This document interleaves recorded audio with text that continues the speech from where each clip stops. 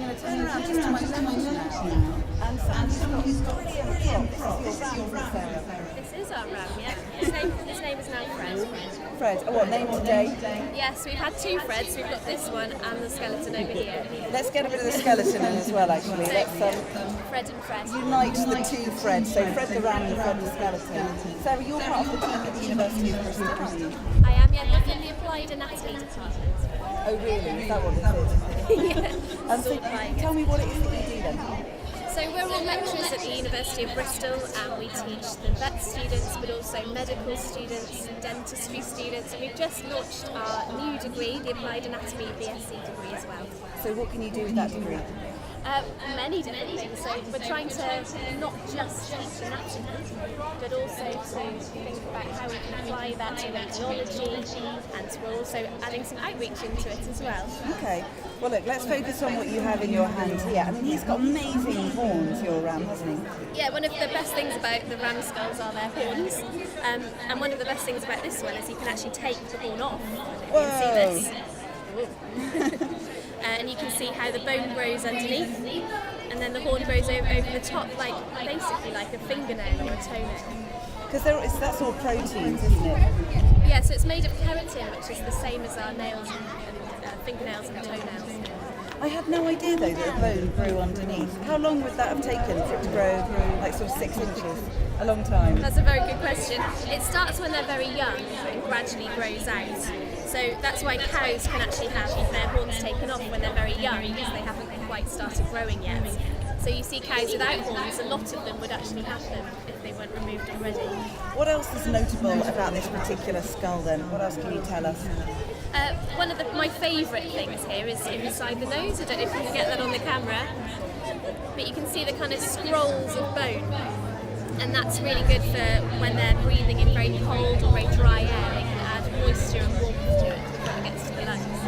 Wow, okay. So looking up the nose of the ram now, that's what you've just been doing with that one. Is this a really old skull? It won't be that old. We have quite a large collection in our department. Some have been in old boxes for a long time, so hundreds of years.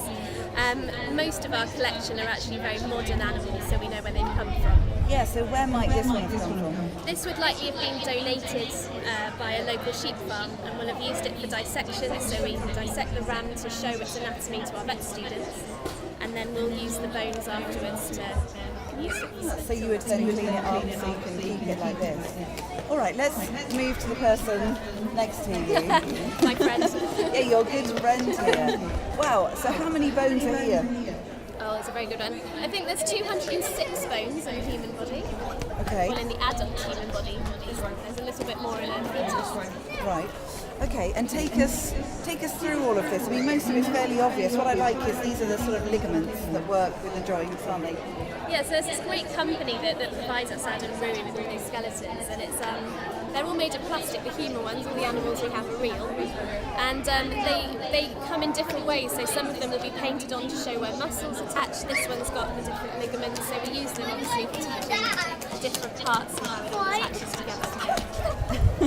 You've got some dancers just behind you. And was this a man or a woman?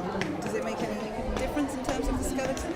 The way these models have been made, actually, they kind of put a little bit of both in. I think they didn't want to be too sexist, but we do have pelvises in there that are actually showing the difference between a man's pelvis and a woman's pelvis, and they are quite different. Yeah, I'm guessing because one is going to possibly have a baby or build to. So women's pelvises are much broader, they've got a much larger area for things to come out underneath, and males have much narrower pelvises, which is better movement.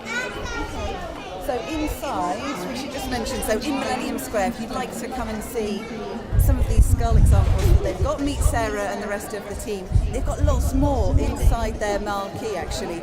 So if you put your back to the screen, so what you're watching now, if you turned around the other way, 180 degrees, at the top of Millennium Square, you can see Sarah just inside the University of Bristol.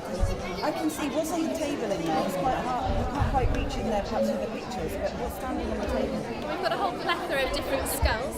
The first one you see is a wallaby. We have a giant, great big mandible of an elephant, so an African elephant, and you can touch that. So we have a little dog skeleton as as well. So we've got a whole different range of animals in there. Yeah. Well, you can see these creatures in a way that you wouldn't usually get the chance to, and to learn about them and their movement and what makes them special. Thank you very much, Sarah. Thank you for your time.